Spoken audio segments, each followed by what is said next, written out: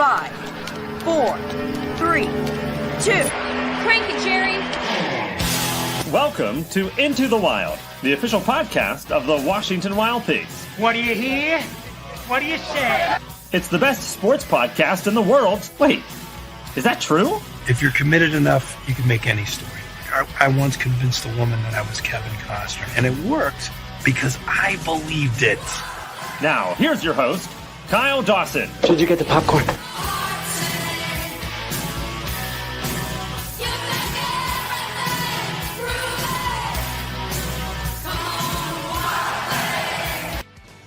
Back on the Wild Things Baseball Network, we'll put a bow on this one for you. A 12-5 Windy City victory here on the Wild Things Baseball Network, evening this series up. And a lot of the cause for just a lot of early and often offense for the Windy City Thunderbolts. Took advantage of the times they had guys on base. Situationally were pretty good. Washington not so good in this middle game. And as a result, it's a 12-5 loss for Washington. That evens the series. Windy City scored 4 runs in the bottom of the first inning.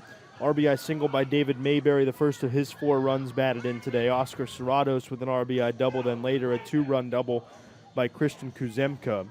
Dominic Pachetti would be tagged for another run in the second inning on an RBI knock by James Dunlap. In between those two frames, Washington got on the board for the first time with an Andrew Czech solo homer, his 17th of the season and his 62nd RBI.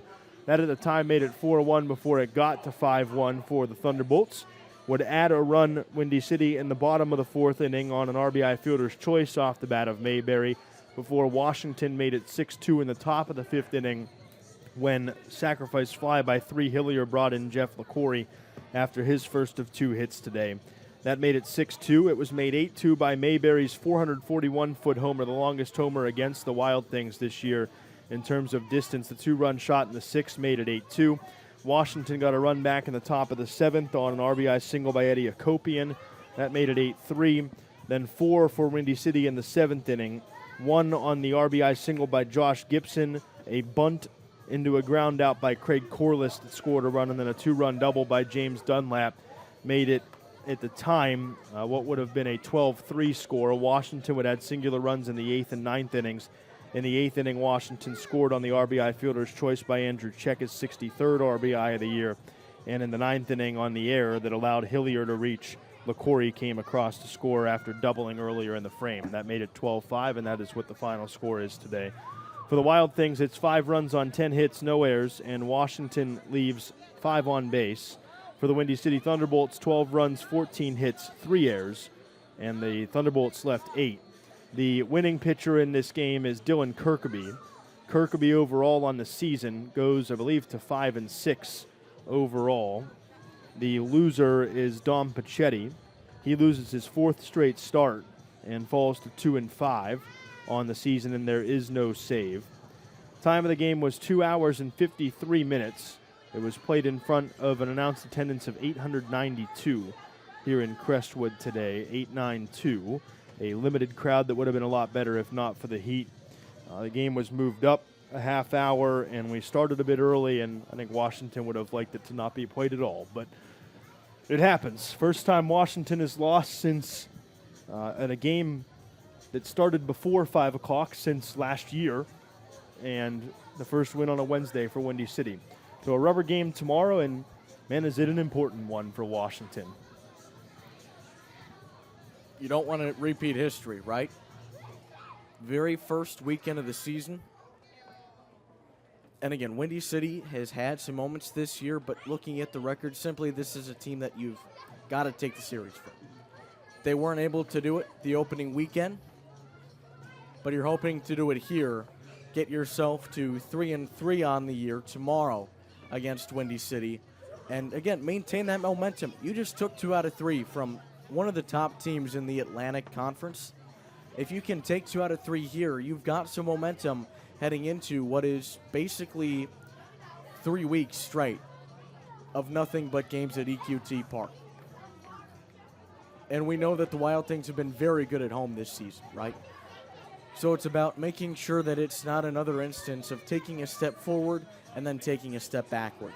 If you get that win tomorrow, that is another step forward for this team, and you feel pretty good heading into, again, another big opportunity. You got Florence, and then you've got New Jersey. And at that point, if you can take those two series, which the Wild Things will be expected to do, just based off of where the teams are respectively in the standings and their records, then you've got serious momentum heading into a series against Lake Erie. But in order to have that momentum, it all starts with tomorrow.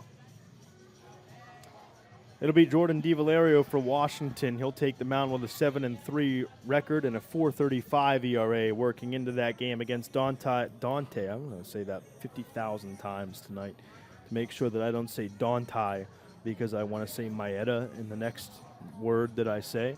Dante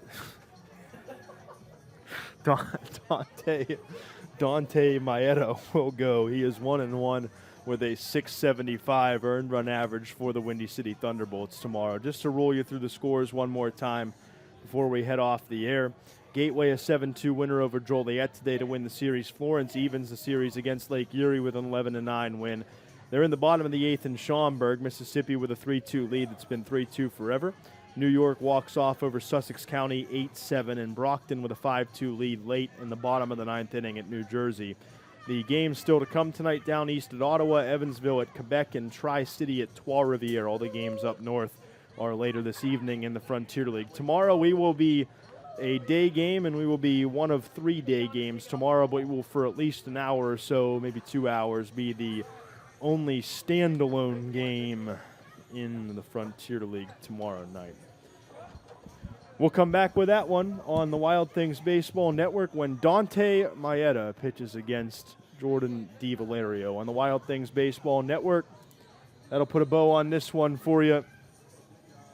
You have a doggone rest of your day that is very fruitful. We will chat with you on the flip side from Crestwood, Illinois. Okay, bye. 2 from Kirkby. Lofted out toward right center field. Long run for Sandel. Not going to get to it. That ball clears the wall in right center field. I don't really know how. It looked a bit off the end of the bat at 96 with an exit velo for Czech, but Washington on the board. It's 4-1 on Czech's 17th home run of the season. Awaiting the 1-2, here it is. Sends a fly ball out to center field. Tracking it is Sandel. He'll make the grab. But advancing for the Wild Things' second run is Jeff LeCoury. And that'll be a sacrifice fly and an RBI for 3 Hillier. Hakopian line drive up the middle, base hit. Took a pitch in on his hands and able to get the barrel of the bat to it. And it makes it 8-3. Of the order bat. 0-2 chopped second. Gibson will flip to second for 1. The return to first is not in time for a double play. An RBI for Czech on the fielder's choice.